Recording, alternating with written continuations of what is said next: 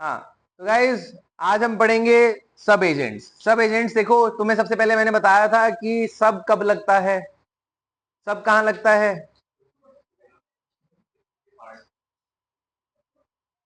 सब पार्ट्स नहीं, वो तो जब आपने कुछ राइट्स पावर या फिर अपनी जो अथॉरिटी है वो आगे किसी और को डेलीगेट कर दी हो, ट्रांसफर कर दी हो, तो हम अपने क्या करते हैं, सब लगा देते हैं। ठीक है, जब टेनेंट होता है सब टेनेंट हो जाता है। ठीक है, लेसी होता है सब लेसी हो जाता है। यहाँ पे क्या हो रहा है, एजेंट के साथ में सब एजेंट हो रहा है। तो यहाँ पे एक चीज समझ आ रही है कि जो सब एजेंट है वो बेसिकली अपनी पावर्स कहां से ले रहा है, वो अपनी पावर्स एजेंट से ले रहा है।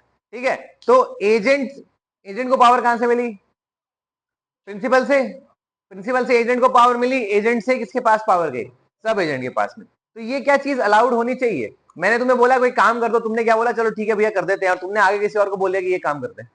ठीक है, तुमने बीच में अपना कट रख लिया। ये चीज अलाउड होनी चाहिए क्या, ये अलाउड होनी चाहिए क्या चीज, सही से होने में दिक्कत तो क्या है। दिक्कत ये है कि मैंने तुम्हें बोला, मुझे तो लग रहा है तुम काम कर रहे हो, और तुमने किसी और को काम दे दिया। दिक्कत यहाँ आती है कि अगर मेरे को किसी तीसरे पर्सन से काम नहीं करवाना, मेरे को तुमसे ही काम करवाना है, तो दिक्कत वहां आती है। ठीक है, तो हर केस में ये चीज अलाउड नहीं होती है। कुछ कुछ सर्कमस्टांसेस है जहां पे ये चीजें अलाउड होती है, वो हम रीड करेंगे अभी। बट एक बार समझो, सब एजेंट होता कौन है। सब एजेंट वो एजेंट है जिसको आगे एजेंट ने ही डेलीगेट कर दी है पावर या फिर अथॉरिटी कुछ काम करने की, या फिर प्रिंसिपल के बिहाफ पे काम करने की रिगार्डिंग उसने जो पावर थी वो आगे फर्दर ट्रांसफर कर दी है। ठीक है, तो पहले पावर किसके पास आई, एजेंट के पास में, फिर पावर किसके पास चली गई, सब एजेंट के पास में। ठीक है, ये समझ आया कि सब एजेंट होता क्या है, सब एजेंट होता क्या, समझ आया। ठीक है, एक बार अपने रीड करके देखते हैं क्या लिखा हुआ है। ठीक है, सेक्शन 190 क्या बोलता है, सेक्शन 190 बोलता है an agent can not lawfully employ another to perform acts which has been expressly or impliedly undertaken to perform personally unless the ordinary custom or trade sub agent may or for the nature of the agency a sub agent may be employed। ठीक है, तो यहां से यहां transfer हो गई authority, यहां से यहां कब हो सकती है, जब, वैसे तो हो नहीं सकती, जनरली नहीं हो सकती, या फिर जो आपका जो कस्टम है, जो बिजनेस का कस्टम है, या फिर जो आपकी एजेंसी का कस्टम है, वहां पे ये चीज अलाउड हो, वहां पे ये चीज अलाउड हो। ठीक है, फॉर एग्जाम्पल अगर मान लो आप किसी एक एडवोकेट के चेंबर में जाते हो। ठीक है, एडवोकेट के चेंबर में जाके आप उसको बोलते हो कि मेरा ये केस है, ठीक है, संभाल लोगे क्या। वो बोलेगा कि हाँ मेरे 10 केस लगे हुए हैं बट मैं संभाल लूंगा। तो उसने ये चीज बोली ना कि 10 केस लगे हुए हैं मैं संभाल लूंगा, तो कहने का मतलब क्या, वो 10 के 10 केस के अंदर खुद जा रहा है क्या, उसके जूनियर होंगे, उसने किसी और को रखा हुआ होगा, तो वो इंसान जाएगा, वो इंसान जाएगा कि नहीं जाएगा। तो उसने बेसिकली क्या कर दिया, एज ए एजेंट काम तो ले लिया बट उसने आगे सब डेलीगेट कर दिया। ठीक है, उसने क्या कर दिया, आगे वापस से काम डेलीगेट कर दिया, तो उसने सब एजेंट अपॉइंट कर लिया। सब एजेंट कौन हो जाएंगे, उसी के ही जो लोग होंगे वो सब एजेंट हो सकते हैं अगर वो खुद एजेंट है तो। ठीक है, या उसने कोई तीसरे पर्सन को हायर कर लिया। ठीक है, अब इस केस के अंदर सामने वाले को पता है कि ये काम ऐसे ही होता है, इस इंडस्ट्री में काम ऐसे ही चलता है, यहाँ पे कस्टम यही है कि सब लोग आगे काम डेलीगेट करते ही करते हैं, यहाँ पे काम डेलीगेट करे बिना चल ही नहीं सकता। तो उस केस के अंदर ये चीज अलाउड होती है, अदरवाइज वो चीज अलाउड नहीं है। मैंने बोला निक्स को कि मेरा घर पिकवा देना, तो निक्स क्या है, आगे बोल देगा कि चल ठीक है पीपो तू एक काम कर, तू घर पिकवा दे भैया का। ठीक है, तो मैं जब तक अलाउ नहीं करूंगा या मैंने उसको बोला नहीं है ये काम करने के लिए, तब तक वो चीज नेक्स्ट को ही करनी पड़ेगी। ठीक है, वो आगे सब डेलीगेट नहीं कर सकता। ठीक है, क्योंकि वहां पे कस्टमरी प्रैक्टिस नहीं है, वहां पे कस्टम नहीं है कि ऐसा होता आ रहा है। ठीक है, मैंने निक्स को बोला तो मेरे को लग रहा है कि निक्स से बिकवाया, क्योंकि निक्स मेरा ट्रस्टेड बंदा था। ठीक है, पीपो मेरा मान लो उतना ट्रस्टेड बंदा नहीं है, तो उस वजह से क्या होगा, मेरा जो ट्रस्ट है वो चला जाएगा निक्स के ऊपर से। इसलिए ये चीज अलाउ नहीं करनी है। क्यों नहीं करनी है, क्योंकि मैंने जिसको काम बोला है अगर वो इंसान काम नहीं कर रहा है तो उसको रेम्यूनरेशन नहीं मिलना चाहिए, उसको कमीशन नहीं मिलना चाहिए, उसको अपना कट नहीं मिलना चाहिए उस चीज के लिए। ठीक है, क्लियर है, क्लियर है, कोई डाउट इसके अंदर, कि जनरली नहीं होता है बट कुछ कुछ केसेस में होता है, जिसमें से एक केस हमने बात कर ली, कौन सा केस होता है, जहां पे कस्टमरी प्रैक्टिस होती है, जहां पे कस्टम होता है कि सब एजेंट्स को डिप्लॉय किया जा सकता है। ठीक है अब देखो सब एजेंट होता क्या है, सब agent is a person employed by and acting under the control of the original agent. ठीक है, एजेंट के कंट्रोल पे ये काम कर रहा है। ठीक है, एजेंट ने ही इसको अथॉरिटी दी है, किसके बिहाफ पे, प्रिंसिपल के बिहाफ पे। ठीक है, तो बेसिकली इसके आगे एक लीगल मैक्सिम आ रही है, लीगल मैक्सिम आ रही है, क्या आ रही है, वो बोल रहे हैं कि डेलीगेटर्स नॉन पोटेस्ट डेलीगेयर। तो कहने का मतलब क्या है, जिसको आपने डेलीगेट कर दी है पावर ऑलरेडी, वो आगे फर्दर डेलीगेट नहीं कर सकता है, ऐसा अलाउड नहीं है। तो डेलीगेट कर दी है पावर किसको, प्रिंसिपल ने किसको की, प्रिंसिपल ने एजेंट को की, अब एजेंट आगे सब एजेंट को जनरली नहीं कर सकता, जनरली नहीं कर सकता। ठीक है, ये प्रिंसिपल है। हाँ, कुछ कुछ सर्कमस्टांसेस है जहां पे ये चीज की जा सकती है, और वही सर्कमस्टांसेस को हम थोड़ा सा डिटेल में पढ़ेंगे। ठीक है, यहां तक क्लियर है? कोई डाउट यहां तक? आगे बढ़ा जाए। हाँ।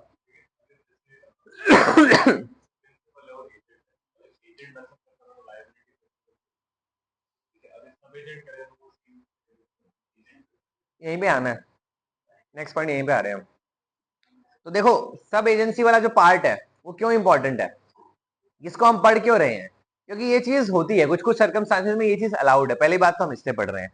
अब लाइबिलिटी किसकी आएगी, रिस्पॉन्सिबिलिटी किसकी आएगी, कौन किसको स्यू कर सकता है, किसकी दिक्कत की वजह से किसको नुकसान भरना पड़ सकता है, ये सब चीजें हम डिस्कस करेंगे। ठीक है, तो उससे पहले देखो, हम देखते हैं कि सबसे पहले एक्सेप्शंस क्या क्या हैं जहां पे सब एजेंट्स को अपॉइंट किया जा सकता है, उस पॉइंट पे। ठीक है, कहां कहां पे सब एजेंट्स को एक्चुअली अपॉइंट किया जा सकता है, उसके लिए हमारे पास 3 पॉइंट दिए हुए हैं। 3 पॉइंट क्या दिए हुए हैं? सबसे पहले क्या दिया हुआ है कि अगर टर्म्स ऑफ अपॉइंटमेंट ओरिजिनली जो है वो कॉन्टेम्पलेट कर रही है सेम चीज। टर्म्स ऑफ अपॉइंटमेंट मतलब एजेंट की टर्म्स ऑफ अपॉइंटमेंट, कि जिस टर्म्स ऑफ अपॉइंटमेंट के बेसिस पे एजेंट अपॉइंट हुआ है, प्रिंसिपल ने एजेंट को अपॉइंट किया है जिन टर्म्स के अंदर, उन टर्म्स के अंदर या तो अलाउ कर दिया हो कि हाँ तो आगे सब एजेंट को रख लेना, या तो उसने खुद ने ही अलाउ कर दिया। ठीक है, पहला पॉइंट क्लियर है? बहुत बेसिक सा पॉइंट है कि प्रिंसिपल ने खुद ने ही अपॉइंटमेंट के टाइम पे अलाउ कर दी वो चीज। ठीक है, दूसरी चीज क्या है? Customs of the trade. ये चीज हमने ऊपर ऑलरेडी पढ़ ली कि ट्रेड जो भी जिस बिजनेस के अंदर आप हो, ट्रेड का मतलब जिस बिजनेस के अंदर आप हो, उसके अंदर एक कस्टमरी प्रैक्टिस थी कि सब एजेंट्स को हम अपॉइंट कर सकते हैं, तो उस केस में हो सकता है। तीसरा पॉइंट दिया हुआ है, कोई अनफोर्सीन इमरजेंसी आ गई, कोई इमरजेंसी आ गई, एज इन मान लो आपको बोला गया था कोई काम करने के लिए, आपने बोला कि हाँ ठीक है टाइम है अभी, बट क्या हुआ, कोई इमरजेंसी आ गई जिसकी वजह से आपको वो काम हाथों हाथ करना पड़ा, पर आप वहां पे थे नहीं, तो आपने किसी और को बोल दिया करने के लिए। फॉर एग्जाम्पल आपको बोला गया था कि एक हफ्ते बाद में तिरपाल बिछा देना, किसके ऊपर? वही अपनी धान के ऊपर तिरपाल बिछाने के लिए आपको एक हफ्ते का टाइम दिया गया था, क्योंकि एक्सपेक्टेड नहीं था कि बारिश हो जाएगी। अब एकदम से बारिश आ जाए, आपको आज बोला, आपने बोला कि ठीक है कल बिछा देंगे, तो उसने भी बोला चलो ठीक है। अब मान लो आज शाम को ही बारिश आ गई, अब शाम को बारिश आ गई और आप वहां पे अवेलेबल नहीं, तो आप क्या करोगे कि आप किसी और को बोलोगे ना कि भाई तिरपाल बिछा दे। ठीक है, तो ये इमरजेंसी सिचुएशन होगी, क्योंकि सामने वाले के गुड्स खराब हो रहे हैं। अब गुड्स वो खराब ना हो, उस वजह से आपने क्या बोला, एक सब एजेंट को अपॉइंट कर लिया इनडायरेक्टली। ठीक है, आपने सीधा फोन किया किसी और बंदे को, बोला कि यार तिरपाल बिछवा दे वहां पे। ठीक है, उस बंदे का है ये काम, उसने मेरे को दिया था, मैं यहाँ पे अवेलेबल नहीं हूँ, बारिश आ गई है तो बिछा दे, वरना फिर नुकसान हो जाएगा सामने वाले का। ठीक है, तो इस केस में क्या कर लिया आपने, आपने सब एजेंट अपॉइंट कर लिया, क्योंकि अनफोर्सीन इमरजेंसी थी। इमरजेंसी अनफोर्सीन ही होती है। ठीक है, तो रिडंडेंट है थोड़ा सा वर्ड, इमरजेंसी वाले सिनेरियो की बात हो रही है यहाँ पे। ठीक है, अनफोर्सीन इमरजेंसी इसलिए लिखा हुआ है कि आप वेट ना करो कि इमरजेंसी सिचुएशन आए, आप सोच ही नहीं सकते थे कि इमरजेंसी की सिचुएशन आ सकती है, उस केस की बात हो रही है। ठीक है, क्लियर है? तीनों एक्सेप्शन समझ आए? या तो प्रिंसिपल खुद अलाउ कर दे, या कस्टम हो, या फिर इमरजेंसी सिचुएशन हो, वहां पे क्या हो सकता है, सब एजेंट अपॉइंट हो सकता है। अब सब एजेंट जब अपॉइंट हो गया है, ठीक है, तो अब सब एजेंट्स के कुछ राइट्स होंगे, कुछ रिस्पॉन्सिबिलिटी होंगी, उसकी वजह से एजेंट के प्रिंसिपल के कुछ राइट्स रिस्पॉन्सिबिलिटीज आएंगे, तो अब हम वो डिस्कस करेंगे। क्या क्या? हाँ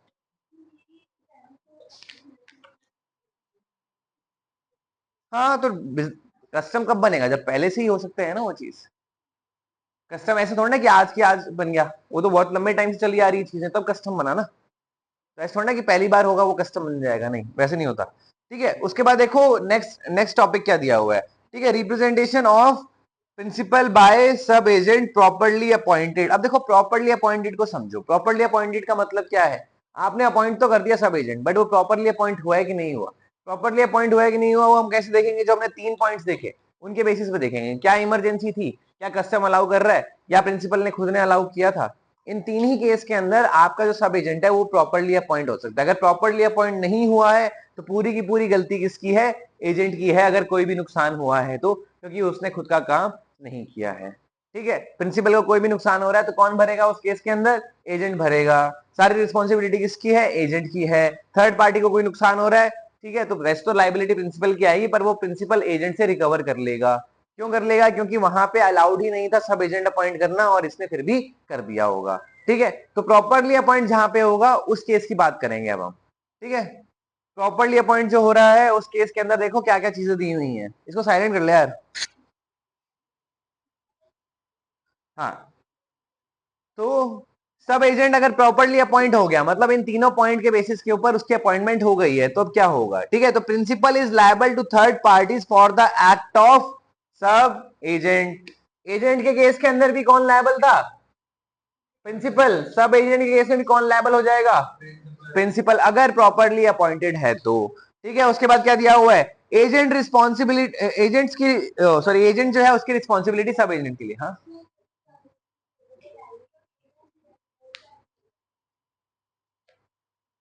एजेंट किस चीज के लिए लायबल होगा? हाँ, तो क्या इशू है? यहाँ प्रॉपरली अपॉइंटेड की बात कर रहे हैं ना हम। उन तीनों केस के अंदर जो तीनों अपनों ने पॉइंट्स बताए हैं उसके थ्रू वो अपॉइंट हुआ है, तो प्रॉपरली अपॉइंटेड है, तो उसकी बात कर रहे हैं ना हम। हाँ ठीक है, यही तो बोला मैंने कि प्रॉपरली अपॉइंटेड है तो सब एजेंट्स ने जो चीजें की हैं उसके लिए भी कौन लायबल होगा? प्रिंसिपल लायबल होगा। उसके बाद देखो, agent's responsibility for sub agent. Agent की क्या रिस्पॉन्सिबिलिटी है? The agent is responsible to the principal for the act of the sub agent. देखो, एजेंट की रिस्पॉन्सिबिलिटी प्राइमरी रिस्पॉन्सिबिलिटी है। अगर कोई सब एजेंट ने काम खराब किया, थर्ड पार्टी के लिए तो कौन लायबल है? प्रिंसिपल ही लायबल है। पर अगर थर्ड पार्टी की गलती, थर्ड पार्टी को कोई दिक्कत नहीं हो रही है, थर्ड पार्टी का नुकसान नहीं हो रहा है, सीधा प्रिंसिपल का नुकसान हो रहा है, तो सब एजेंट को अपॉइंट किसने किया था? एजेंट ने किया था। तो एजेंट क्या है? सब एजेंट के काम के लिए प्रिंसिपल को आंसरेबल है। आंसरेबिलिटी आ जाती है यहाँ पे, मतलब अगर सब एजेंट ने कोई काम गलत किया तो प्रिंसिपल डायरेक्टली सब एजेंट को कुछ नहीं बोलेगा, वो एजेंट को बोलेगा। ठीक है, वो एजेंट को बोलेगा कि भाई ये क्या हो रहा है, मैं तो तेरे को काम बोला था ना, ये काम ढंग से नहीं हो रहा। अकाउंटेबिलिटी की बात है, रिस्पॉन्सिबिलिटी की बात है। ठीक है, तो प्रिंसिपल, प्रिंसिपल के लिए डायरेक्टली कौन अकाउंटेबल है? एजेंट। एजेंट क्या करेगा? सब एजेंट की भी रिस्पॉन्सिबिलिटी लेगा और उसके बेसिस के ऊपर रिस्पॉन्स देगा, रिस्पॉन्ड करेगा, और साथ में इसके जो भी कारनामे होंगे, जो भी करतूते होंगी, उसकी रिस्पॉन्सिबिलिटी भी ये लेगा। ठीक है, क्लियर है? ये पॉइंट क्लियर हो गया? अब देखो, sub agent's liability to principal. Sub agent is responsible for his act to the agent but not to the principal. ठीक है, जहां पे रिस्पॉन्सिबिलिटी एक साइड तो नहीं आएगी। अगर इसकी रिस्पॉन्सिबिलिटी बनती है कि ये टेक केयर करेगा किसकी? सब एजेंट की, तो सब एजेंट की भी रिस्पॉन्सिबिलिटी बनती है ना कि वो एजेंट की बात को मानेगा। ठीक है, तो ये दोनों आपस में इंटरैक्ट करेंगे, ये दोनों आपस में इंटरैक्ट करेंगे, बट ये दोनों आपस में डायरेक्टली कभी इंटरैक्ट नहीं करेंगे। तो रिस्पॉन्सिबिलिटी भी ऐसे ही फ्लो करेगी, सब एजेंट से एजेंट, एजेंट से प्रिंसिपल, प्रिंसिपल ने डेलीगेट किया एजेंट को, एजेंट ने डेलीगेट किया सब एजेंट को। ठीक है, तो ये आपस में कभी डायरेक्टली इंटरैक्ट नहीं करेंगे in terms of responsibility. Interact का मतलब क्या है? रिस्पॉन्सिबिलिटी के रिगार्डिंग। ठीक है, ऐसे तो मिलेंगे, बात भी करेंगे, काम भी करवाएगा डायरेक्टली प्रिंसिपल, बट कहने का मतलब क्या है? अगर रिस्पॉन्सिबिलिटी आती है, कोई लाइबिलिटी आती है, तो रिस्पॉन्सिबल कौन होगा? एजेंट होगा, इस साइड से भी और इस साइड से भी। ठीक है, क्लियर है? क्योंकि अपॉइंट किसने किया है? सब एजेंट, एजेंट ने किया है। क्लियर है? क्लियर है? ये पॉइंट क्लियर हो गया? समझ आया रिलेशनशिप कि प्रिंसिपल का एजेंट, एजेंट का सब एजेंट, और सब एजेंट का प्रिंसिपल के साथ में क्या रिलेशन है? समझ आया? कोई डाउट है किसी को? क्लियर है? आगे बढ़ा जाए। अब देखो हाँ, हाँ, अब देखो, agent's responsibility for sub agent appointed without authority. Without authority जहां पे अपॉइंट कर दिया हो तो उस केस में क्या होगा? The agent is responsible for his act both to the principal and third person. यहाँ पे क्या था कि जहां पे अथॉरिटी के बिना अपॉइंट कर दिया, मतलब सही तरीके से अपॉइंट नहीं किया, तो एजेंट की ही रिस्पॉन्सिबिलिटी आएगी। किसके रिगार्डिंग? प्रिंसिपल के रिगार्डिंग भी और थर्ड पार्टी के रिगार्डिंग भी। थर्ड पार्टी के रिगार्डिंग पहले जब प्रॉपरली अपॉइंट था तब किसकी रिस्पॉन्सिबिलिटी थी? प्रिंसिपल की थी। यहाँ किसकी हो गई? एजेंट की होगी। एजेंट पहले भी लायबल था प्रिंसिपल के लिए, अभी भी लायबल है प्रिंसिपल के लिए। ठीक है, बट यहाँ थर्ड पार्टी की रिस्पॉन्सिबिलिटी इसके ऊपर आ गई, एजेंट के ऊपर आ गई, अगर उसने सब एजेंट सही से अपॉइंट नहीं किया है तो।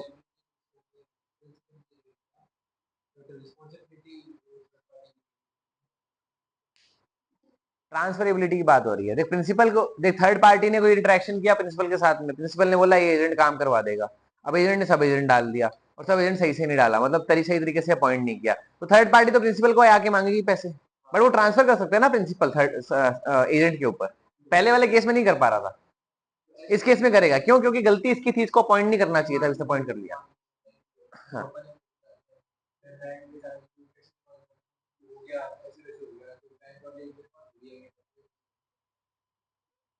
तू तो एजेंट हुआ ना, सब एजेंट थोड़ा ना हुआ। हाँ हाँ, पकड़ेंगे। तेरे पापा किससे पैसे लेंगे मेरे को ये बता। तू बच्चा है ना, एजेंट होता तू, एजेंट होता तू। तू तो बच्चा है, तेरे को तो पापा छोड़ देंगे, पर तेरी जगह पे मैं होता तो मेरे को छोड़ दे तेरे पापा, पैसे घुमा देता मैं तो तेरे पापा के, नहीं छोड़ते ना। बस फिर एजेंट की बात हो रही है, तुम फादर सन रिलेशन मत लाओ बीच में, तुम एजेंट प्रिंसिपल रिलेशन रखो बस, ठीक है। क्लियर है, कोई डाउट यहां तक? हाँ, अब देखो, प्रिंसिपल जो है उसकी रिस्पॉन्सिबिलिटी ट्रांसफर किस पे हो गई, एजेंट के ऊपर, ठीक है, थर्ड पार्टी के रिगार्डिंग। अब देखो, principal is responsible for the act of sub agent. देखो प्रिंसिपल क्या है, सब एजेंट के एक्ट के लिए रिस्पॉन्सिबल तो रहेगा, ठीक है, क्यों, क्योंकि एजेंट के एक्ट के लिए भी वो रिस्पॉन्सिबल है, बट वो बाद में रिकवरी कर लेगा, ठीक है। रिकवरी का राइट किसके पास आ गया है, प्रिंसिपल के पास आ गया, वो जो पहले अवेलेबल नहीं था, ठीक है। उसके बाद क्या दिया हुआ, the sub agent is not responsible to the principal at all, he is answerable only to the agent. तो जो ये रिलेशन है ना, ये जो रिलेशन है कि एजेंट ने सब एजेंट को सही से अपॉइंट किया है कि नहीं किया, उससे उससे सब एजेंट को कोई फर्क नहीं पड़ रहा, सब एजेंट अपॉइंट हो गया है, उसके राइट्स इंटैक्ट है, ठीक है, उसको फर्क नहीं पड़ रहा, उसको फर्क नहीं पड़ रहा, ठीक है। फर्क किसको पड़ेगा, एजेंट को पड़ेगा, क्यों, क्योंकि यहां से अगर देखो, इसको ऐसे समझो, पी से कोई कम्युनिकेशन स्टार्ट हुआ, वो सही से हुआ ए तक, ए ने फिर सही से अपॉइंट कर दिया किसको, सब एजेंट को, ठीक है, तब तो कोई इश्यू ही नहीं है, तो प्रिंसिपल ही रिस्पॉन्सिबल होगा। अब ये जो कड़ी थी यहाँ टूट गई, प्रिंसिपल ने बोला था कि अपॉइंट नहीं करना, पर इसने अपॉइंट फिर भी कर दिया, ठीक है, तो कड़ी यहां तक टूट गई, तो मतलब लाइबिलिटी भी यहां तक फ्लो करेगी, ठीक है। तो नीचे से जो भी लाइबिलिटी आ रही है वो यहां तक जाएगी, इससे ऊपर नहीं जा पाएगी। क्यों नहीं जा पाएगी, रीजन बीइंग कि ये जो कड़ी है, जहां पे एजेंट को बोला गया था कि आप सब एजेंट नहीं अपॉइंट कर सकते, पर उसने फिर भी किया, तो गलती किसकी, एजेंट की, तो सारी रिस्पॉन्सिबिलिटी किसकी, एजेंट की। प्रिंसिपल तक रिस्पॉन्सिबिलिटी जाएगी नहीं, थर्ड पार्टी की नजर में शायद जा रही हो, बट एक्चुअली नहीं जाएगी, वो रिकवर कहां से कर सकता है, वो एजेंट से रिकवर कर लेगा, ठीक है। क्लियर है, ये रिलेशन क्लियर हो गया। अगर प्रॉपरली अपॉइंटमेंट हुआ है तब तो कोई इशू ही नहीं है, तब तो गलती किसकी है, प्रिंसिपल की है, सारी लाइबिलिटी किसकी है, प्रिंसिपल की है। अगर सारे काम सही से हो रहे थे फिर भी लाइबिलिटी अराइज हो गई है तो, ठीक है। अपेरेंटली कोई गलत काम नहीं किया है एजेंट ने, कोई क्रिमिनल एक्टिविटी नहीं की है एजेंट ने, ठीक है। क्लियर है। क्लियर है, यहां तक कोई डाउट, ये स्ट्रक्चर समझ आया, रिलेशन समझ आया। अब देखो एक और टर्म आती है जिसको बोलते हैं हम सब्स्टिट्यूट एजेंट। सब्स्टिट्यूट एजेंट को तुम ऐसे समझो, सब्स्टिट्यूशन का मतलब सबको पता है, क्या होता है सब्स्टिट्यूट, रिप्लेस कर देना। तो क्या सब एजेंट एजेंट को रिप्लेस कर रहा है,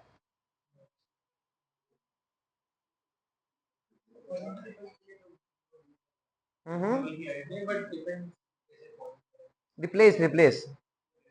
अगर मान लो मैं, जैसे मान लो स्पोर्ट्स की बात करते हैं, अगर मैं खेल रहा था, मेरे को किसी ने सब्स्टिट्यूट कर दिया, तो मेरे को रिप्लेस कर दिया, मैं उस फील्ड पे मौजूद नहीं हूं, मेरे को फील्ड से बाहर जाना पड़ेगा, तो जो सब्स्टिट्यूट है वो क्या करेगा, वो एजेंट की जगह ले लेगा, ठीक है। ये प्रिंसिपल, ये एजेंट, ये सब्स्टिट्यूट एजेंट, ठीक है, और ये क्या था आपका, सब एजेंट, ठीक है।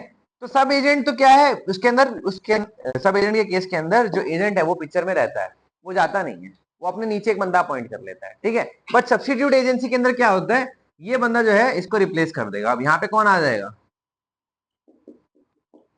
सब एजेंट आ जाएगा। तो बेसिकली ये होता क्या है, मान लो मैं एक बहुत बिजी इंसान हूं, मेरे को बहुत सारे काम है, ठीक है, तो मैंने मेरे एजेंट को समझा दिया कि ये काम करने हैं, ठीक है, तो एजेंट बोलता है कि यार मेरे को ये सारे काम आते ही नहीं है, तो उसने, एजेंट को मैंने क्या बोला, फिर एक काम कर तू ना अपनी जगह पे कोई और एजेंट ले आना, ठीक है, मेरे भी यहाँ पे जो काम कर ले, पर तेरी रिस्पॉन्सिबिलिटी है डिसाइड करने की, चूज करने की कौन वो काम कर सकता है, ठीक है। तो उसने हर काम के लिए एक नया बंदा अपॉइंट कर लिया, जो कि अब क्या हो गया, सब एजेंट नहीं रहा, वो रिप्लेस कर दिया किसको, जो ओरिजिनल एजेंट था, जो ओरिजिनल एजेंट था उसको उसने रिप्लेस कर दिया है।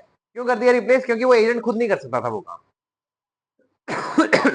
तो सब्स्टिट्यूट एजेंट का मतलब क्या हुआ, जो एजेंट को रिप्लेस कर देता है, ठीक है, पर्टिकुलर अथॉरिटी के लिए, पर्टिकुलर टास्क के लिए, पर्टिकुलर काम के लिए, हाँ। सब एजेंट रिप्लेस नहीं कर सकता। काम तो करेगा ही, काम करना रिप्लेसमेंट नहीं है। रिप्लेसमेंट है कि बीच में अथॉरिटी क्या शिफ्ट हो गई है क्या। अथॉरिटी का फ्लो देखो, एजेंट के केस में और सब एजेंट के केस में क्या है, यहाँ ऐसे अथॉरिटी फ्लो हो रही है, यहाँ पे कैसे अथॉरिटी फ्लो हो रही है, अथॉरिटी बस यहाँ तक है, बस जगह बंदा चेंज हो गया, अथॉरिटी का फ्लो वहीं पे रुक रहा है, ठीक है, बस बंदा चेंज हो जा रहा है वहां पे, एजेंट इज कौन आ जाता है, सब्स्टिट्यूट एजेंट आ जाता है, ठीक है। ये कॉन्सेप्ट समझ आया, कॉन्सेप्ट में कोई दिक्कत, कहानी समझ आई सब्स्टिट्यूट एजेंट की, क्या क्या कौन होता है सब्स्टिट्यूट एजेंट, बता दोगे डिफरेंस सब एजेंट के अंदर और सब्स्टिट्यूट एजेंट के अंदर। अभी देखो उसके बाद अपने इसको रीड भी करेंगे, ठीक है, जो इनके डिफरेंसेस हैं वो भी रीड करेंगे। तो एक बार मैं सेक्शन 194 बता देता हूं क्या है, ठीक है।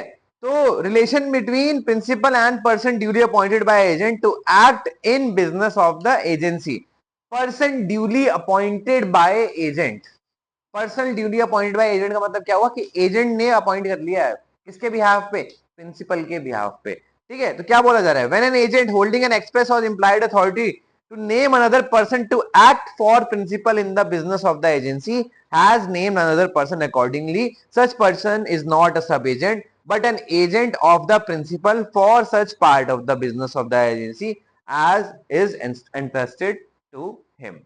तो ये जो सब एजेंट ना अपॉइंट हो गए, एक नया एजेंट ही अपॉइंट हो रहा है, किसके बिहाफ पे, प्रिंसिपल के बिहाफ पे, किसकी जगह पे, जो ओरिजिनल एजेंट था उसकी जगह पे, उसको हम क्या बोल देते हैं, सब्स्टिट्यूट एजेंट बोल देते हैं, ठीक है। क्लियर है, क्लियर है, आगे बढ़ा जाए।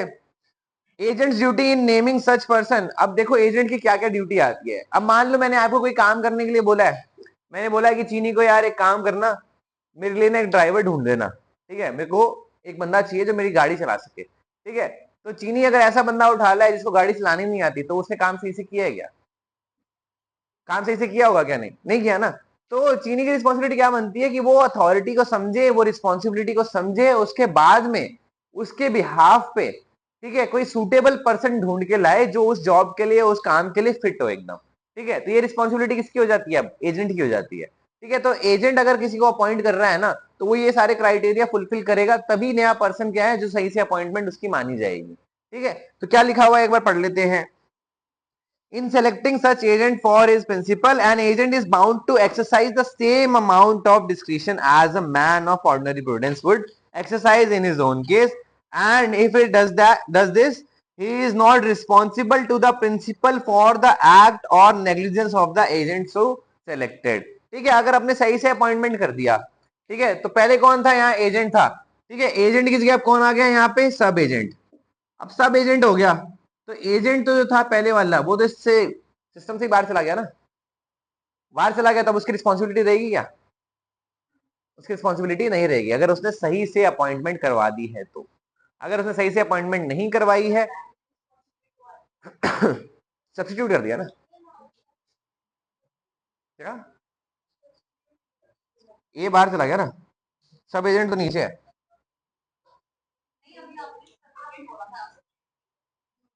क्या बोल दिया मैंने, सब, अच्छा सॉरी सॉरी, सब्स्टिट्यूट एजेंट है ये, ठीक है, ऐसे ही बनेगा, और सब्स्टिट्यूट एजेंट है, ठीक है। तो यहां से यहां शिफ्ट हो गया, तो सब्स्टिट्यूट एजेंट जो है, हाँ हाँ, प्रिंसिपल ही बोल रहा है, उसके बिहाफ पे हो रहा है, वरना नहीं हो सकता, अपनी मर्जी से नहीं कर सकते। सब्स्टिट्यूट एजेंट कब होगा, जैसे मान लो अब मैंने बोला ना चीनी को कि ड्राइवर मेरा अपॉइंट कर लेना, तो चीनी ने बोला ठीक है ड्राइवर कर लेंगे, ड्राइवर ढूंढ के ले आया, अब ड्राइवर ने गाड़ी ठोक दी, जो नया ड्राइवर आया उसमें चीनी की क्या गलती, कोई गलती है चीनी की, वो ड्राइवर की गलती है ना, कि ड्राइवर को गाड़ी चलानी आती थी, उसके पास लाइसेंस है, उसके पास एक्सपीरियंस है, उसने सेम गाड़ी भी चलाई हुई है, ठीक है, उसके बाद भी उसने गाड़ी ठोक दी, तो गलती किसकी, ड्राइवर की, चीनी की तो है नहीं। तो जो एजेंट होता है वो पिक्चर से बाहर चला जाता है। अब दिक्कत किसकी है, जो उसकी जगह पे एजेंट आ गया है, जो सब्स्टिट्यूट एजेंट आ गया है, उसकी दिक्कत है, ठीक है। अब रिस्पॉन्सिबिलिटी आएगी तो उसके ऊपर आएगी, जो ओरिजिनल एजेंट था उसके ऊपर रिस्पॉन्सिबिलिटी नहीं आएगी, क्योंकि अब क्या हो गया है, वो सब्स्टिट्यूट हो गया, ठीक है। क्लियर है वो समझाने के लिए कि सब एजेंट अलग है इनसे, ठीक है। अथॉरिटी मैंने यही रोक दी इसलिए, वहां तक गए नहीं अपने, हाँ क्लियर है इतना, हाँ।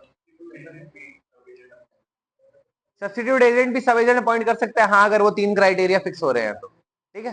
वो भी एजेंट ही है, सब्स्टिट्यूट एजेंट एजेंट है, बस वो रिप्लेस कर देता है ओरिजिनल एजेंट, ठीक है, हाँ। अब देखो डिफरेंस देखेंगे सब एजेंट के अंदर एंड सब्स्टिट्यूट एजेंट के अंदर। जितनी खुशी से खोला है ना उतनी खुशी से बंद कर दे, है ना, और उसको साइड में रख दे। हाँ ठीक है, अब डिफरेंस देखो सब एजेंट के बीच में और सब्स्टिट्यूट एजेंट के बीच में। तो इसमें देखो मैंने मेमोरी टेक्निक नहीं बनाई है क्योंकि इसमें फिक्स क्राइटेरियाज नहीं दिए हुए हैं। ठीक है, तो तुम्हें सेंटेंसेस पढ़ने पड़ेंगे और समझने पड़ेंगे और याद करने पड़ेंगे। ठीक है, क्योंकि इसमें कोई हेडिंग नहीं है, कोई पर्टिकुलर आप डिफरेंशिएशन एक वर्ड के बेसिस पे नहीं कर पा रहे हो। तो सब एजेंट जो होता है, एक बार देखो साथ साथ रीड करना। सब एजेंट जो होता है does his work under the control and direction of agent. Sub agent के डायरेक्शन एंड कंट्रोल किसके हाथ में होता है? एजेंट के हाथ में। सब्स्टिट्यूट एजेंट के अंदर प्रिंसिपल के हाथ में, क्योंकि उसने रिप्लेस कर दिया है ओरिजिनल एजेंट को। सब एजेंट के केस के अंदर देखो क्या होता है, the agent not only appoints a sub agent but also delegates to him a part of his duties. ठीक है, सब एजेंट को डेलीगेट कौन करता है? एजेंट करता है ड्यूटीज। बट सब्स्टिट्यूट वाले केस के अंदर एजेंट अपॉइंट तो कर देगा बट वो अपनी ड्यूटीज अपने पार्ट्स को वो डेलीगेट नहीं कर रहा है। वहां पे पावर अथॉरिटी और जो भी काम है वो कहां से आ रहा है? प्रिंसिपल के थ्रू आ रहा है। ठीक है, उसके बाद क्या दिया हुआ है, there is no privity of contract between the principal and the sub agent. Sub agent और प्रिंसिपल के बीच में प्रिविटी ऑफ कॉन्ट्रैक्ट नहीं होती है। क्यों नहीं होती? क्योंकि बीच में एजेंट बैठा है। एजेंट की दोनों के साथ प्रिविटी ऑफ कॉन्ट्रैक्ट होता है। ठीक है, बट सब्स्टिट्यूट एजेंट के केस के अंदर क्या होता है, अब एजेंट तो चला गया, अब प्रिविटी ऑफ कॉन्ट्रैक्ट किसके बीच में हो जाएगी? जो सब्स्टिट्यूटेड एजेंट है और प्रिंसिपल है उसके बीच में हो जाएगी। हाँ, प्रिविटी ऑफ कॉन्ट्रैक्ट क्या होता है? मतलब पता है? नहीं पता? मतलब पूछ रहा है या फिर इसके अंदर क्यों आया पूछ रहा है?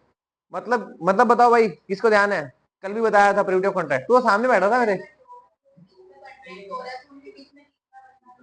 सुन ले, बता रही हूँ। हाँ, तुम्हारे बीच में ऐसे मैं नहीं आ सकता क्योंकि जगह नहीं है। ठीक है, वो अलग बात होगी। तो सेंस समझ आ रहा है? किस सेंस के अंदर दो लोगों के बीच में तीसरा बंदा नहीं आ सकता का मतलब क्या है? यहाँ पे सेंस क्या है कि जो कॉन्ट्रैक्ट जिन पार्टीज के बीच में है, राइट्स एंड रिस्पॉन्सिबिलिटीज उन्हीं के बीच में डिवाइडेड है। कोई तीसरा पर्सन उसके अंदर ना तो राइट ला सकता है अपना, ना रिस्पॉन्सिबिलिटी ला सकता है। ठीक है, प्रिविटी ऑफ कॉन्ट्रैक्ट उसको बोलते हैं कि जो पार्टीज हैं सिर्फ वो उन्हीं के पास ही कॉन्ट्रैक्चुअल रिलेशन के रिगार्डिंग जो भी राइट्स एंड रिस्पॉन्सिबिलिटी है वो एग्जिस्ट कर रही है। ठीक है, क्लियर है?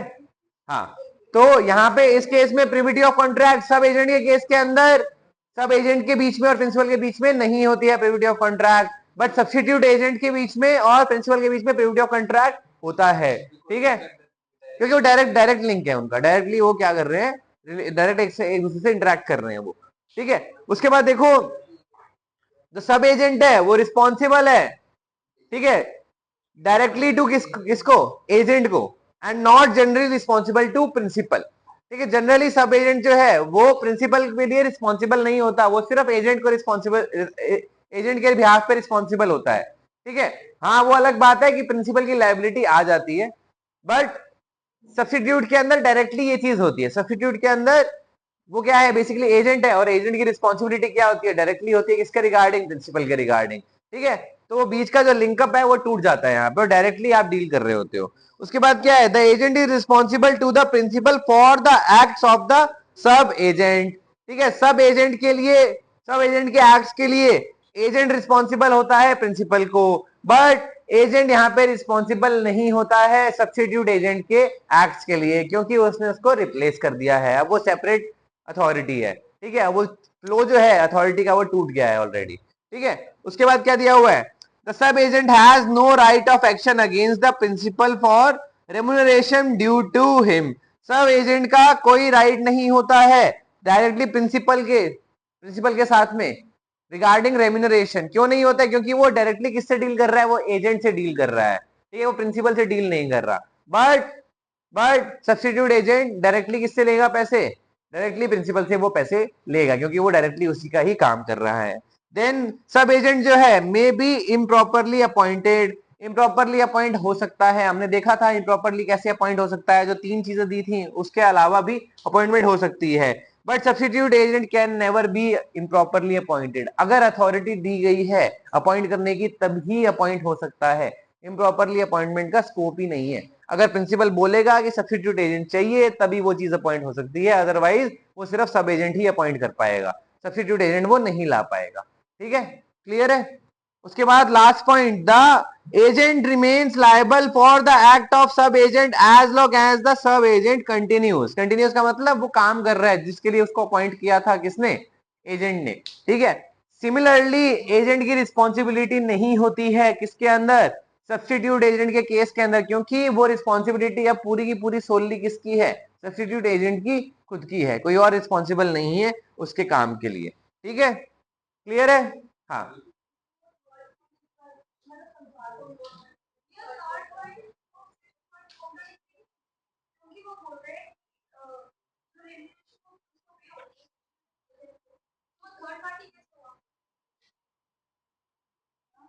थर्ड पार्टी,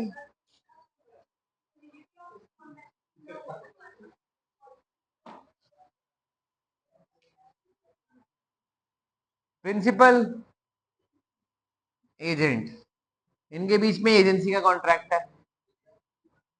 सब एजेंट, एजेंट के अंदर और सब एजेंट के बीच में सब एजेंसी का कॉन्ट्रैक्ट है। तो ये एक सेपरेट कॉन्ट्रैक्ट हो गया, ये एक सेपरेट कॉन्ट्रैक्ट हो गया, ठीक है। तो प्रीविटी ऑफ कॉन्ट्रैक्ट इनकी कहां पे एग्जिस्ट कर रही है, इन दोनों के कॉन्ट्रैक्ट में इन दोनों की प्रीविटी है, इन दोनों के कॉन्ट्रैक्ट में इन दोनों की प्रीविटी है, ठीक है। तो ये डायरेक्टली इसको रिस्पॉन्सिबल नहीं है, ये इसको डायरेक्टली ऑर्डर नहीं दे सकता, ठीक है। आया समझ में, क्लियर है, यहां तक समझ आया। अब सब्स्टिट्यूट एजेंट के अंदर क्या था, पी ने ए को बोला, जो एजेंट था उसको बोला कि एक नया एजेंट लाके दे देना, ठीक है, इस काम के लिए। तो उसने बोला ठीक है, उसका काम क्या था, एजेंट अपॉइंट करने तक का, सब्स्टिट्यूट एजेंट अपॉइंट करने तक का काम था। तो ये जो एग्रीमेंट था ये फुलफिल हो गया जैसे ही कौन आ गया, सब सब्स्टिट्यूट एजेंट आ गया। अब प्रिंसिपल का सब्स्टिट्यूट एजेंट के साथ में सेपरेट एग्रीमेंट है, ठीक है, उसकी प्रीविटी अलग है, ठीक है।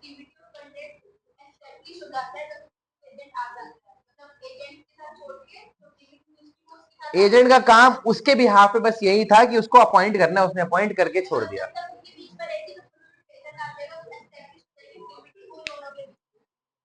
ठीक है, आया समझ में। अब रेम्यूनरेशन इस केस में कौन देगा, पी दे रहा है ए को और ए देगा इसको, इस केस के अंदर इसको भी पी दे रहा है, इसको भी पी दे रहा है, ठीक है, क्लियर है, कोई डाउट, सारे डिफरेंसेस समझ आ गए, डिफरेंसेस समझ आ गए सारे। ड्यूटीज पे चलें, ऑब्लिगेशंस पे चलें।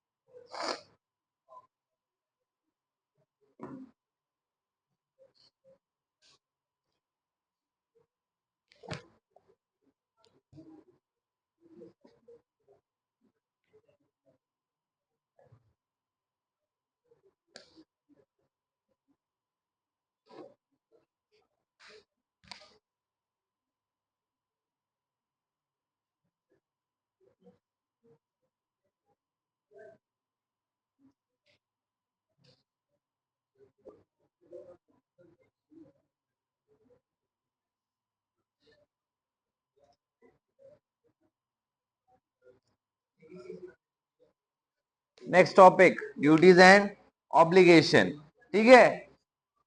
गवर्नमेंट को आज तक पता नहीं लगा कि क्या रीजन है पीडीएस की, जो फ्रॉड होता है उसका सबको पता है क्या रीजन है, ठीक है, पर गवर्नमेंट प्रिटेंड करती है कि उनको नहीं पता कि पीडीएस, पब्लिक डिस्ट्रीब्यूशन सिस्टम, नहीं पता क्या क्या होता है। हाँ, तो पब्लिक डिस्ट्रीब्यूशन सिस्टम के अंदर जो फ्रॉड होते हैं उसके बारे में गवर्नमेंट प्रिटेंड करती है कि उनको नहीं पता रीजन, वरना तो रोक देना चाहिए था ना। बट आज भी फ्रॉड होते आ रहे हैं, तो मतलब गवर्नमेंट क्या कर रही है, प्रिटेंड कर रही है कि उनको रीजन नहीं पता, ठीक है, क्लियर है। तो अब ड्यूटीज एंड ऑब्लिगेशन किसकी देख रहे हैं हम यहाँ पे, एजेंट की। तो ड्यूटीज एंड ऑब्लिगेशन अगर एजेंट की है तो प्रिंसिपल का हो सकता है वहां पे राइट हो, या फिर जिस भी पर्सन के बिहाफ पे ये ड्यूटी है उस पर्सन का राइट बन सकता है यहाँ पे, ठीक है। सबसे पहले क्या है, ड्यूटी टू फॉलो इंस्ट्रक्शंस और कस्टम्स।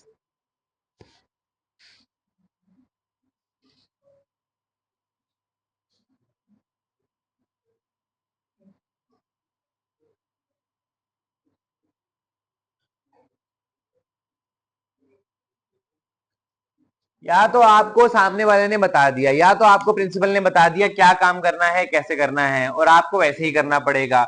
अगर नहीं बताया तो उस चीज के अंदर कोई ऑलरेडी कस्टम एग्जिस्ट कर रहे हैं, नहीं तो आप वैसे काम करोगे। अदरवाइज नॉर्मल प्रूडेंट पर्सन की तरह आप काम करोगे अपनी गुड फेथ के साथ में। ठीक है, क्लियर है?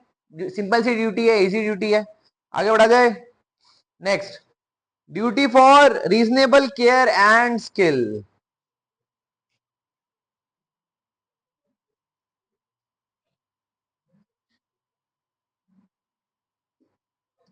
रीजन से रीजनेबल, ठीक है। अब देखो, रीजनेबल केयर एंड स्किल कहां पे आएगा? जैसे मान लो आपने किसी एक पर्सन को एजेंट अपॉइंट कर दिया था गाड़ी चलाने के लिए, अगर उसको गाड़ी चलानी नहीं आती है तो आपकी गलती है ना। पर अगर उसको गाड़ी चलानी आती है, ठीक है, वो एक्सपीरियंस है, उसके पास लाइसेंस भी है, उसके पास सारे लीगली वो गाड़ी चलाने के लिए सही बंदा है, और उसने पहले गाड़ी चलाई भी है, और वो 10-12 लोगों का ड्राइवर भी रहा हुआ है, तो कोई आपको डाउट नहीं लगेगा, कोई इशू नहीं लगेगा, है ना। अब उसके बाद भी वो गाड़ी ठोक दे तो गलती किसकी? अब आपकी गलती है क्या? नहीं, गलती किसकी होगी? एजेंट की गलती होगी। तो एजेंट की ड्यूटी क्या होती है कि रीजनेबल केयर उसको करनी है। रीजनेबल केयर का मतलब क्या है? फिर नॉर्मल प्रूडेंट पर्सन उस पर्टिकुलर चीज की केयर जिस तरीके से करता है, या तो वैसे, या आपको कोई इंस्ट्रक्शंस दे दिए हैं तो उस तरीके से आपको वो केयर करनी पड़ेगी। अगर आपने केयर सही तरीके से नहीं की है, मतलब कि आपने जो इंस्ट्रक्शंस दिए थे उनको फॉलो नहीं किया है, या फिर नॉर्मल प्रूडेंट पर्सन की तरह आपने काम नहीं लिया है, तो आपकी रिस्पॉन्सिबिलिटी बन जाएगी वहां पे, और जो भी खर्चा वर्चा होगा वो आपको पे करना पड़ेगा। ठीक है, क्लियर है? कोई डाउट इसके अंदर? सिंपल है, ठीक है। रीजनेबल केयर जो है, हाँ,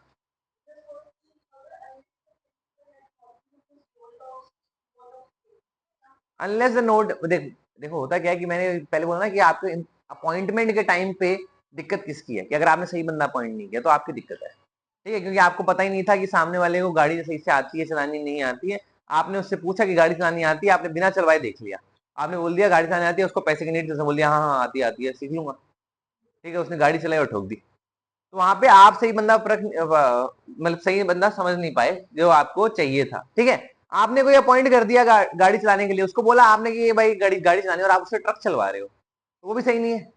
ठीक है, तो आप उसकी जो स्किल की वांट है वो किसके रिगार्डिंग रखोगे? जो टास्क है उसके रिगार्डिंग रखोगे ना, उससे एक्सीड तो नहीं करवाओगे। तो आप सही बंदे को सही चीज के लिए अपॉइंट करोगे। ठीक है, उससे उसका मतलब वही है कि आपने जो सामने वाले के स्किल थे उनको परखा, और जो आपको जिस चीज के रिगार्डिंग रिक्वायरमेंट थी उस चीज के रिगार्डिंग आपने उसको अपॉइंट कर दिया। ठीक है, अगर मेरे को बोल दो कि गाड़ी चलानी है, गाड़ी चलानी आती है, वो तो हाँ आती है, ठीक है, अपॉइंट कर लिया। अब मैंने मेरे जहाज का नाम गाड़ी रख रखा है, उसको मैं गाड़ी बोलता हूँ तो भाई चला ले, अब उसे ठोक दिया। ठीक है, तो ऐसे काम थोड़ा चलेगा। ठीक है, तो आपको अगर चलवाना है, प्लेन चलवाना है, तो प्लेन उड़वाना है, तो आपको पायलट चाहिए, गाड़ी का ड्राइवर नहीं चाहिए। ठीक है, तो ये चीज आपको खुद को समझ आनी चाहिए। ठीक है, तो रीजनेबल स्किल एंड केयर का मतलब क्या है? रीजनेबल जहां पे सबसे पहले तो प्रिंसिपल खुद हो, कि उसने ऐसी एक्सपेक्टेशन नहीं डाल रखी है जो आप फुलफिल ही नहीं कर सकते हो। ठीक है, क्लियर है? अब मैं किसी एक इंसान जिसने पढ़ाई लिखाई बहुत कम कर रखी है उसको बोल दूं कि एक बहुत कॉम्प्लेक्स मशीनरी को मैनेज करना है, तो पहले तो मेरे को उसको सिखाना पड़ेगा ना। मैं ये एक्सपेक्ट नहीं कर सकता ना कि पहले ही दिन से वो समझ जाएगा खुद से इंस्ट्रक्शंस पढ़ के। अगर तुम पढ़े लिखे भी हो तो भी इंस्ट्रक्शंस पढ़ के नहीं समझ सकते हो, बहुत सी मशीनरी इतनी कॉम्प्लेक्स होती है, तो आपको ट्रेनिंग देनी पड़ती है। तो अगर आपने ट्रेनिंग दी है, ठीक है, उसके बाद सामने वाले को समझ आ गया है, तब आपने उसको अपॉइंट कर लिया है, ठीक है, तो वो तो चीज हो गई वैलिड। पहले दिन आपने बोल दिया इतनी कॉम्प्लेक्स मशीनरी चला ले, तो आपकी जो स्किल की रिक्वायरमेंट थी उस पर्सन से वो तो फुलफिल ही नहीं हो रही थी। तो उसमें गलती किसकी है? सामने वाले की है, आपकी है? आपकी गलती है उसके अंदर, सामने वाली गलती नहीं है। रीजनेबल नहीं है ना उसके पार्ट पे ये चीज। सामने वाला कितनी केयर कर पाएगा? जो नॉर्मल स्टूडेंट पर्सन उस पर्टिकुलर सिनेरियो के अंदर कर पाता। अब सामने वाले को जो चीज आती नहीं है वो कैसे कर लेगा? कैसे कर लेगा वो? है ना, तो वहां पे गलती उसकी नहीं है, आपकी है। ठीक है, क्लियर है? हाँ, अगर उसने झूठ बोला है, उसने बेवकूफ बनाया है आपको, उसके बाद में वो एजेंट बन गया और उसने फिर गलती कर दी है, तो हो सकता है अलग केस हो। बट जनरली क्या होगा, रीजनेबल स्किल पहले देखा जाएगा कि प्रिंसिपल ने सही से अपॉइंटमेंट की है कि नहीं, उसके बाद में देखा जाएगा कि जो एजेंट है उसने सही से काम किया है कि नहीं। ठीक है, क्लियर है? आगे बढ़ा जाए। ये पॉइंट लिख दिया ना मैंने, हाँ। ठीक है, उसके बाद क्या है? Duty to render proper accounts. Duty to render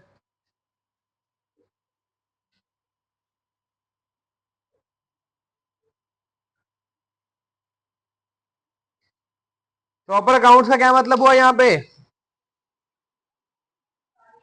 principal के बिहाफ पे अगर तुम काम कर रहे हो तो उसके बिजनेस के बिहाफ पे अगर तुम काम कर रहे हो तो बिजनेस के रिगार्डिंग जो भी अकाउंट्स वगैरह बनेंगे वो आपको मेंटेन करने पड़ेंगे, आपको हिसाब पूरा देना पड़ेगा। आपको अकाउंट्स का मतलब यहाँ पे क्या है, आपने अकाउंट्स तो प्रिपेयर कर लिए बट आपको बिल भी देने पड़ेंगे। ठीक है, प्रॉपर अकाउंट्स का मतलब क्या है यहाँ पे कि आपने सिर्फ अपनी मर्जी से अकाउंट्स बना लिया वो नहीं चलेगा। आपको बिल वगैरह सारे जो डॉक्यूमेंटेशन है सारे प्रूफ है उसको अटैच करके रखना है। आपको प्रॉपरली सारी चीजें मेंटेन करके रखनी है। ये किसकी ड्यूटी है, ये एजेंट की ड्यूटी है, अगर उसके बिहाफ पे प्रिंसिपल के बिहाफ पे एजेंट को अपॉइंट किया हुआ है बिजनेस के अंदर। ठीक है, उसके बाद क्या दिया हुआ है, duty not to deal on his own account. नहीं सॉरी, एक एक पार्ट रह गया ना शायद, हाँ, agent's duty to communicate with principal.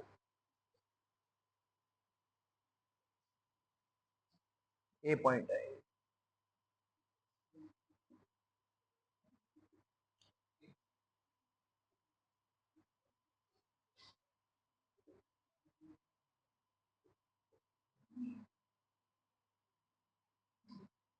ठीक है, एजेंट की ड्यूटी कम्युनिकेशन करने की। कम्युनिकेशन किसके रिगार्डिंग है यहाँ पे, कम्युनिकेशन किसके रिगार्डिंग है बताओ। कोई भी दिक्कत आ रही है, कोई भी आपको इमरजेंसी सिचुएशन आ रही है तो आपकी रिस्पॉन्सिबिलिटी है कि आप डील करोगे। ठीक है, तो इसलिए बोला जाता है कि इमरजेंसी सिचुएशन आती है, कोई डिफिकल्टी आती है तो आपको पहले बात कर लेनी चाहिए अपने प्रिंसिपल से, खुद का दिमाग लगाने से पहले। प्रिंसिपल ने बात नहीं की या प्रिंसिपल से बात नहीं हो पाई फिर लगाओ खुद का दिमाग। ठीक है, तो ज्यादा समझदार मत हो पहले ही। ठीक है, हो सकता है आप क्या कर दो, कुछ गड़बड़ कर दो और आप फिर आपको नुकसान बेयर करना पड़े। तो ट्राई करो पहले कम्युनिकेट करो किसके साथ में, प्रिंसिपल के साथ में। ठीक है, प्रिंसिपल बोल देगा कि हाँ ठीक है अपने हिसाब से कर लो तो वैसे कर लेना, नहीं बात हो पाए तो इमरजेंसी सिचुएशन है, कोई नुकसान होने वाला है तो उसके अंदर आप अपना दिमाग लगा के चीजें कर सकते हो सही से। ठीक है, क्लियर है। हाँ, उसके बाद क्या है, duty not to deal on his own account.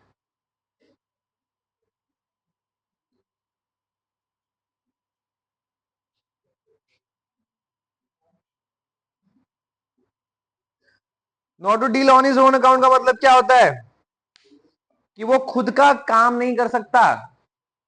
किसके रिसोर्सेज यूज करके, प्रिंसिपल के रिसोर्सेज यूज करके, प्रिंसिपल का बिजनेस यूज करके, प्रिंसिपल का नाम यूज करके। वो खुद का बीच में से कट नहीं मार सकता अलग से। ठीक है, वो जो चीजें वैलिड है, जितने पैसे उसको वैलिडली मिलने थे सिर्फ वो उतना ही लेगा। ठीक है, अलग से कोई पैसा नहीं कमाएगा, अलग से खुद की चीजें नहीं बेचेगा, अलग से खुद की जेब नहीं भरेगा। ठीक है, और इसके अंदर देखो एक बार रीड कर लेते हैं, 2 पॉइंट और दिए हुए हैं। ठीक है, agent should not deal on his own account without first obtaining the consent of the principal, otherwise the principal may repudiate the transaction, claim for the agent any benefit which may have resulted to him from the transaction। ठीक है, या तो आपने consent लेके काम किया तो ठीक है, वो तो एजेंट ने, सॉरी प्रिंसिपल ने अलाउ ही कर दिया। नहीं तो क्या बोले, ट्रांजैक्शन को इनवैलिड कर देगा या फिर उसके रिगार्डिंग जो भी प्रॉफिट होंगे वो रख लेगा, खुद ही रख लेगा। ठीक है, अगर प्रिंसिपल को पता लग गया तो कि एजेंट ने ऐसा कोई काम किया है तो। क्लियर है इतना, कोई डाउट। क्या क्या, रेपुटेट का मतलब रिफ्यूज कर देना। ठीक है, उसने कैंसिल कर दिया, रिफ्यूज कर दिया कि ट्रांजेक्शन सही नहीं है। ठीक है, उसके बाद देखो next point, duty not to make secret profit. ये भी ऊपर वाले पॉइंट से रिलेटेड ही है,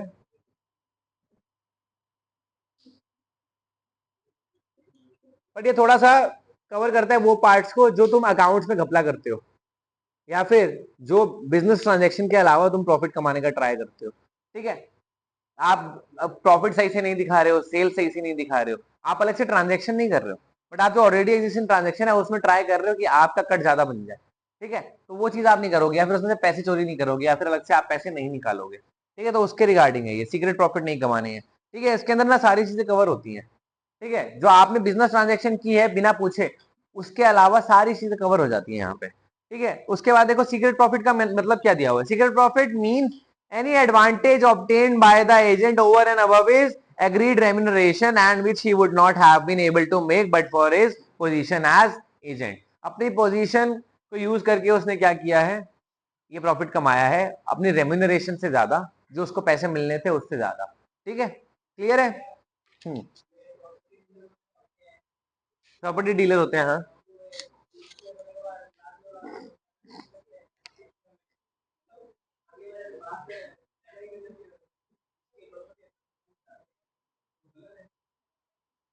बिल्कुल गलत है, बिल्कुल गलत है।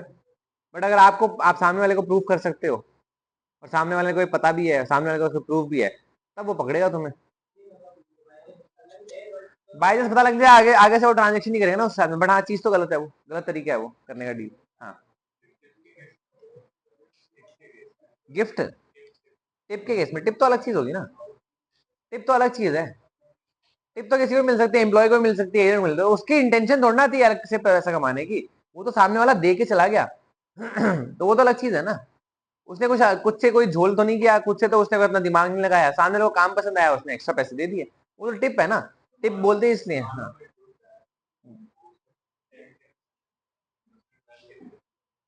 10K में बेचने थे, 12K में बेच दिए, तो प्रॉफिट किसका जाएगा? प्रिंसिपल का, प्रिंसिपल का प्रॉफिट है वो, गुड्स प्रिंसिपल के थे। ठीक है, प्रिंसिपल आपको कट दे दे तो दे दे, वो अलग बात है। हाँ, ठीक है। Duty not to delegate,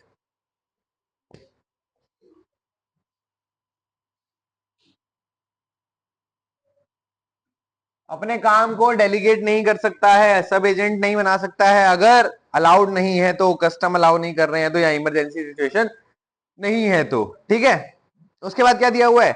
agents duty to पे सम रिसीव्ड फॉर प्रिंसिपल,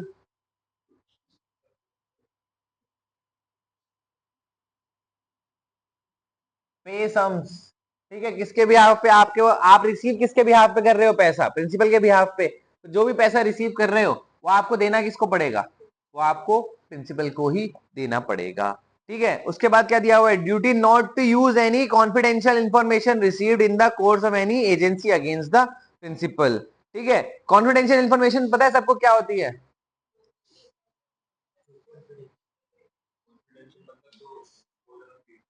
दो जनों के बीच की है, सिक्रेटिव है, लोगों को पता नहीं है, ठीक है, पब्लिक में चली गई तो नुकसान हो सकता है। यूजुअली क्या होता है, कॉन्फिडेंशियल इंफॉर्मेशन उसको बोलते हैं हम, जो चीज अगर पब्लिक में चली गई उससे या तो बिजनेस को या फिर उस पर्टिकुलर पर्सन को नुकसान हो सकता है कुछ। ठीक है, वो नुकसान मॉनिटरी भी हो सकता है, रेपुटेशन के बेसिस पे भी हो सकता है। ठीक है, किसी भी तरीके का नुकसान हो सकता है, कोई भी इंजरी हो सकती है उसको। तो जो उसके रिगार्डिंग इंफॉर्मेशन होती है उसको हम क्या बोलते हैं? कॉन्फिडेंशियल इंफॉर्मेशन बोलते हैं। ट्रेड सीक्रेट जैसे तुम्हारे आ जाते हैं।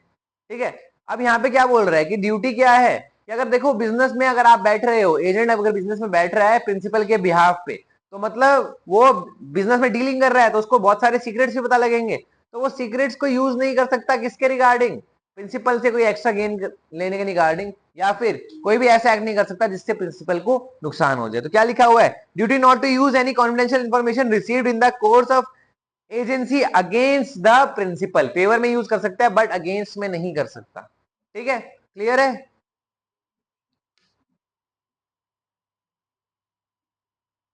Use any confidential information. ठीक है, क्लियर है? क्लियर हो गया? ये मेमोरी टेक्निक क्लियर है सबको? पॉइंट्स क्लियर हो गए सारे? ड्यूटीज क्लियर है सबको? कोई डाउट? टाइम क्या हो रहा है? अभी तो बहुत टाइम पड़ा है। अरे रुक जाओ रुक जाओ, अभी तो रुक जाओ, अभी से ब्रेक मांग रहे हो? अरे तो रोज ही आते हो इतना पढ़ने? घंटा बोला था ना, 10 मिनट पड़े हैं अभी। अगर नहीं हुई तो, 2% नहीं हुई तो। हाँ, तो गाइज नेक्स्ट टॉपिक क्या है अपना? हमने क्या पढ़ी थी? अभी ड्यूटीज पढ़ी थी, अब हम पढ़ रहे हैं राइट्स ऑफ एन एजेंट। ठीक है, अब राइट्स होंगे एजेंट के, वो किसकी ड्यूटी होगी? वो प्रिंसिपल की ड्यूटी होगी, या फिर जिसके भी अगेंस्ट, प्रिंसिपल के अलावा भी अगर किसी अगेंस्ट राइट है वो, तो उस इंसान की क्या बन जाएगी? ड्यूटी बन जाएगी वो। ठीक है, क्या हो गया?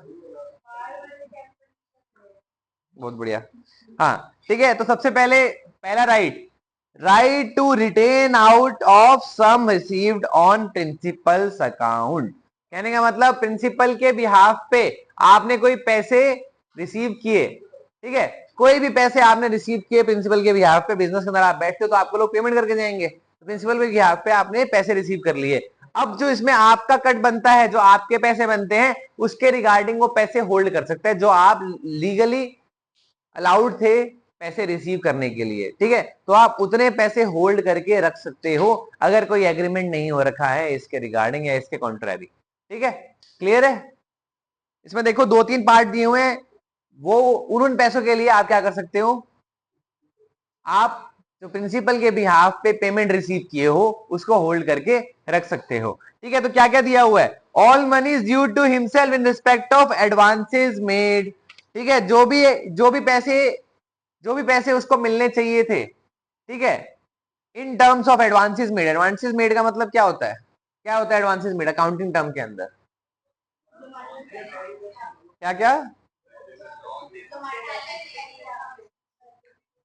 जो पैसे ऑलरेडी गिवन है, ऑलरेडी दिए हुए हैं पहले से, है ना, तो उसके रिगार्डिंग अगर मान लो आपको कोई पेमेंट होल्ड करनी है, पेमेंट होल्ड करने का मतलब क्या है, देखो मान लो आपके पास कोई पैसे पड़े हैं प्रिंसिपल के, ठीक है, और आपके पैसे किसके पास पड़े हैं, प्रिंसिपल के पास में, तो आपने क्या किया, अट्टा सट्टा कर दिया, पैसे को होल्ड कर लिया। ठीक है, उसके बाद क्या दिया हुआ है, इन respect of expenses properly incurred. Properly incurred का मतलब क्या है, जितना अलाउड था उसके हिसाब से आपने एक्सपेंसेस किए, जो अथॉरिटी थी उसके अंदर रह के आपने एक्सपेंसेस किए, तो वो पैसे भी आप रिकवर करोगे। एक्सपेंसेस तो किसकी जिम्मेदारी है, प्रिंसिपल की जिम्मेदारी है ना, एजेंट अपनी जेब से थोड़ा ना देगा, है ना। कोई आ रहा है चाय पानी इसको पिला रहा है बिजनेस के अंदर डील करने के लिए, चाय पानी का खर्चा कौन देगा, प्रिंसिपल देगा, एजेंट खुद ही जेब से थोड़ा भरेगा। ठीक है, उसके बाद देखो such remuneration as may be payable to him और एक्टिंग एज एजेंट, जितना पैसा मिलना चाहिए था उसको acting as an agent, as in जो उसको कमीशन मिलना चाहिए था, ठीक है, जो कट मिलना चाहिए था, या फिर जो भी उसका रेम्यूनरेशन था उसके बिहाफ पे भी वो क्या कर सकता है, पैसे होल्ड कर सकता है। सेकंड है राइट टू रेम्यूनरेशन, पहले तो क्या था पैसे होल्ड करने का राइट, यहाँ पे क्या राइट टू रेम्यूनरेशन। अगर कोई एग्रीमेंट हो रखा है कि इसके अंदर क्लियरली लिखा हुआ है कि मैं कोई पैसे नहीं देने वाला हूं, ठीक है, तो उस केस के अंदर वो चीज अलाउड है, क्योंकि आपका विदाउट कंसिडरेशन एजेंसी एग्जिस्ट करती है। ठीक है, बट अगर आपने एग्रीमेंट में लिखा हुआ है कि इतने पैसे देने हैं तो आपको उतने देने पड़ेंगे, बट अगर आपने सिंपली ये लिख दिया है कि आपको पैसे देने हैं बट आपने पैसों की अमाउंट नहीं लिखी है कि एजेंसी के अंदर तेरे को पैसे मिलेंगे, बट पैसे की अमाउंट कोई परसेंटेज कोई कट नहीं लिखा हुआ है, ठीक है, तो उस केस के अंदर क्या होगा, डबल एक्शन देखना बाहर जाके, एक मिनट देखना, वो शायद कुछ एसी वाले का है, ये इन्वर्टर इन्वर्टर वाला है। हाँ, तो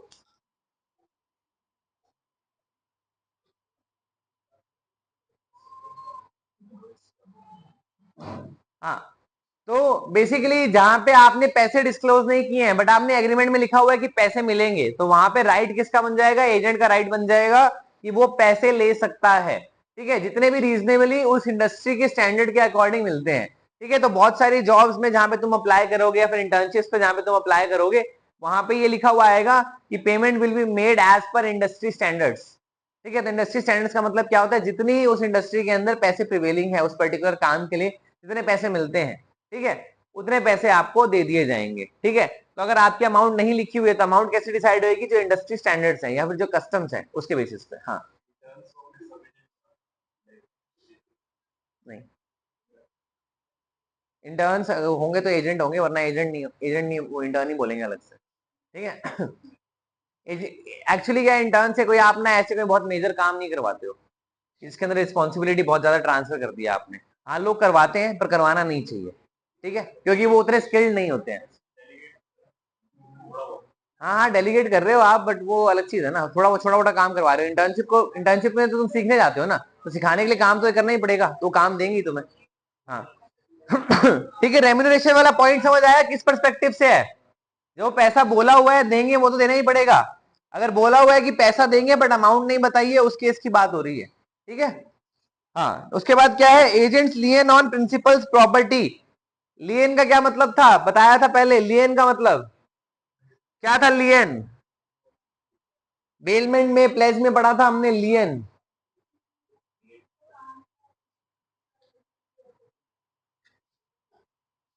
लियन लियन क्या, रिटेन, हाँ, गुड्स को रिटेन कर मतलब गुड्स को आप रोक के रख लेते हो, है ना, गुड्स को आप रोक के रख लेते हो अनटिल अनलेस आपको कोई पेमेंट नहीं मिल रही है तो। ठीक है, तो एजेंट के पास राइट है मूवेबल एंड इमूवेबल प्रॉपर्टी को वो होल्ड कर सकता है। ठीक है, अगर उसको पैसे नहीं मिल रहे हैं उसके जो ड्यू थे वो, ठीक है, तो मूवेबल एंड इमूवेबल दोनों। ठीक है, प्लेज वेज वगैरह के केस के अंदर जो गुड्स आपके पास आए उनको आपको होल्ड करना पड़ सकता था, वरना अदरवाइज आपके पास जर्नल लियन था। जर्नल लियन के अंदर क्या होता है कि कुछ कुछ लोगों के पास राइट होता है कि वो होल्ड कर सकते हैं। यहाँ पे कौन सा टाइप ऑफ लियन है, यहाँ पे पर्टिकुलर लियन ही है। ठीक है, वो पर्टिकुलर गुड्स को, पर्टिकुलर जिन चीज की वजह से एजेंसी क्रिएट हुई है ना, उनको वो रोक सकता है, होल्ड कर सकता है। वो मूवेबल भी हो सकते हैं और इमूवेबल भी हो सकते हैं। ठीक है, in the absence of any contract to the contrary, देखो सब चीजें सब्जेक्ट टू कॉन्ट्रैक्ट है, ये चीज याद रखना।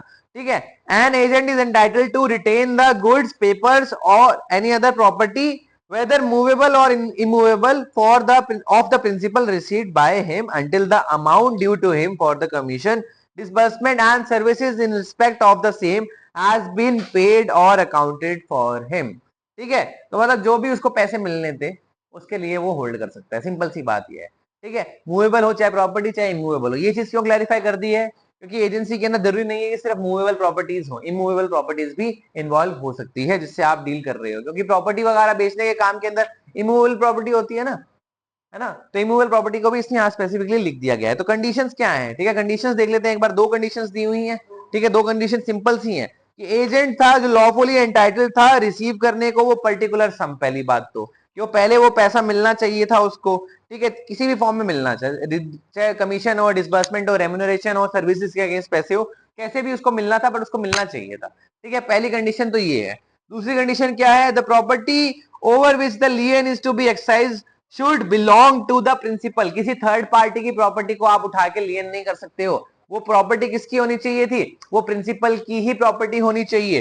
ठीक है, और उसको एजेंट के पास जो प्रॉपर्टी रिसीव हुई है वो प्रॉपरली रिसीव हुई है। ठीक है, मतलब ऐसे नहीं कि आप जबरदस्ती घुस गए प्रिंसिपल के घर में, प्रिंसिपल को घर से बाहर निकाल दिया और प्रॉपर्टी हथियाली, नहीं नहीं, वो नहीं। आपने रिसीव की है प्रॉपर्टी, आपने सही तरीके से रिसीव किया है, with in the authority receive की है, in the due course of business आपने रिसीव की है वो प्रॉपर्टी, तभी आप क्या कर सकते हो, उसको होल्ड कर सकते हो।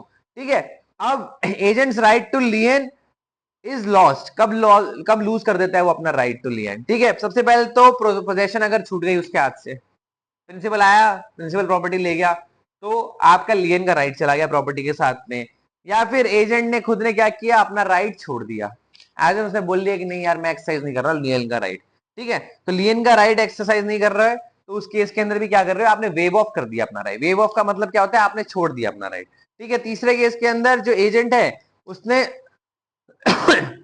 Agents lien is subject to a contract to the contrary. Contract के अंदर अगर कुछ चीज लिखी हुई है कि वो लियन कर सकता है कि नहीं कर सकता, कर सकता है तो किस हिसाब से कर सकता है, अगर उसने वो क्राइटेरिया फुलफिल नहीं किए तो भी लियन का जो राइट है वो छूट जाएगा। हाँ हाँ, एक्सप्रेस इंप्लाई दोनों तरीके से वेव ऑफ कर दिया उसने, बोल दिया कि हाँ ठीक है ले दो। ठीक है, वो भी क्या हो गया, इम्प्लाइड तरीके से बोल दिया कि मैं यूज नहीं कर रहा हूँ अपना लियन का राइट, प्रॉपर्टी ले जाओ। ठीक है, अब देखो उसके पास क्या है, राइट टू इंडेमनिटी आता है। कहां कहां पे उसको पैसे मिलेंगे, जहां पे नुकसान हो गया है उसका। ठीक है, इंडेमनिफिकेशन होगा। ठीक है, इंडेमनिफिकेशन कहां का होगा, right of indemnification for a lawful act. कोई भी एक्ट ऐसा है जो लॉफुल था और उसने किया किसके बिहाफ पे, प्रिंसिपल के बिहाफ पे, तो प्रिंसिपल की ड्यूटी बनती है कि वो लॉफुल एक्ट के लिए क्या करेगा, पैसे पे करेगा, रिम्बर्समेंट पे करेगा, इंडेमनिफाई करेगा।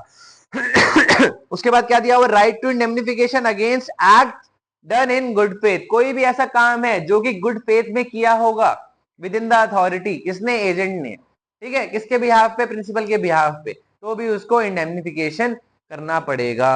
ठीक है, उसके बाद क्या दिया हुआ है, non liability of employer of agent to do a criminal act. ठीक है, जहां पे भी कोई क्रिमिनल एक्ट किया गया है या फिर कोई भी क्रिमिनल इंटेंशन से चीज की गई है, वहां पे राइट नहीं बनता है किसके पास में, एजेंट के पास में इंडेमनिफिकेशन का। वहां पे प्रिंसिपल जो है वो इंडेमनिफाई नहीं करेगा। ठीक है, क्यों, क्योंकि आप क्रिमिनल एक्ट के लिए कोई चीज नहीं करवा सकते। क्रिमिनल एक्ट के लिए कोई चीज ना करवाने का मतलब क्या है कि आपने बोल दिया सामने वाले को कि भाई तू मेरा एजेंट बन जा और इसको मार दे। अब उसको मार देगा, फिर बोलेगा कि भाई जो भी खर्चा है वो मेरी तरफ से। ठीक है, जो भी तेरा नुकसान होगा मेरी तरफ से, जितने भी तेरे को फाइन लगेगा मेरी तरफ से, जितने साल भी तू जेल जाएगा तेरे को जेल से मैं निकलवाऊंगा, बेल में करूंगा, सब मेरी तरफ से। ठीक है, उसने बोला ठीक है। अब उसने मार दिया और तुम्हारा जो प्रिंसिपल है वो मुकर गया, प्रिंसिपल मुकर गया। अब वो बोल रहा है कि नहीं, कोर्ट को जाके बोल रहा है कि नहीं नहीं इसने बोला था करने को, इससे पैसे दिलवाओ मेरे को। कोर्ट बोलेगी क्या पैसे मिलेंगे, नहीं पागल है क्या, मर्डर कर दिया तूने, जेल में बैठा, कोई पैसे वैसे नहीं मिल रहे तेरे को। ठीक है, तो क्रिमिनल एक्टिविटीज के लिए आप एजेंसी पहली बात तो कर नहीं सकते हो। अगर आपने कोई क्रिमिनल एक्टिविटी को इन्वॉल्व कर लिया है एजेंसी के अंदर, तो उसके रिगार्डिंग एजेंट ने अगर कोई क्रिमिनल एक्ट कर दिया है या फिर उसकी इंटेंशन किसी कोई क्रिमिनल इंटेंशन के साथ में उसने अटेम्प्ट भी कर दिया है, तो भी आप उसको लायबल नहीं हो पैसा देने को। हाँ, एक सेकंड रुकना पहले। हाँ तो उससे क्या करेगा उसका? अब यहाँ पे जो चीज चल रही है वो उसको फंसाने के लिए नहीं चल रही ना, पैसे निकालने के लिए चल रही है। तुमने फंसा दिया तो फंसा दिया, अब ठीक है, फंस गया वो। हाँ, अगर तो रिटर्न में कर लिया तो गलत चीज रिटर्न में लिख दोगे तो सही हो जाएगी वो है। हाँ प्रूफ। हाँ तो कोर्ट क्या बोल रहा है, कोर्ट नहीं नहीं, हाँ नहीं देखो, मैंने सुपारी दे दी, ठीक है, मैंने सुपारी दी, मैंने कहा भाई मैं 5 लाख रुपए दे रहा हूँ, इसको मार देना। कोर्ट क्या बोलेगा, अच्छा मार दिया, चल 5 लाख दे दे अब इसको। कोर्ट ये थोड़ा ना बोलेगा फिर। हाँ हाँ,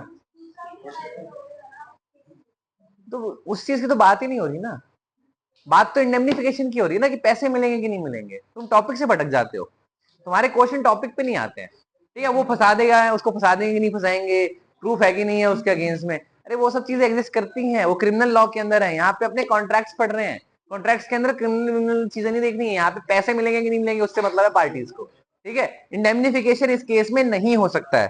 ठीक है, क्लियर है, आगे बढ़ा जाए। हाँ, उसके बाद में देखो, right to compensation for injury caused by principal's neglect. कहने का मतलब क्या है कि अगर प्रिंसिपल की वजह से या प्रिंसिपल की नेग्लिजेंस की वजह से एजेंट को कोई नुकसान हो गया, फॉर एग्जांपल मैंने ड्राइवर रख लिया और ड्राइवर को यही नहीं बताया कि इसके जो ब्रेक हैं वो थोड़े से खराब हैं, ठीक है, तो वो गाड़ी चलाएगा तो गाड़ी ठोकेगा ही ना, अगर उसको पता नहीं होगा तो। ठीक है, खुद का वो नुकसान करेगा ही करेगा, साथ में प्रिंसिपल का भी करेगा। पर उस केस के अंदर वो प्रिंसिपल को पैसा देने के लिए लायबल नहीं है, जबकि उसको खुद को पैसे मिलेंगे अगर उसका खुद का नुकसान हुआ है तो। क्योंकि यहाँ गलती किसकी थी, यहाँ पे प्रिंसिपल की गलती थी। तो प्रिंसिपल की गलती की वजह से अगर कोई नुकसान हो रहा है एजेंट को, तो वो पैसे किसको मिलेंगे, एजेंट को मिलेंगे। कौन देगा, प्रिंसिपल ही देगा। ठीक है, क्लियर है। अब 5 मिनट का ब्रेक ले लो, पानी वानी पी लो।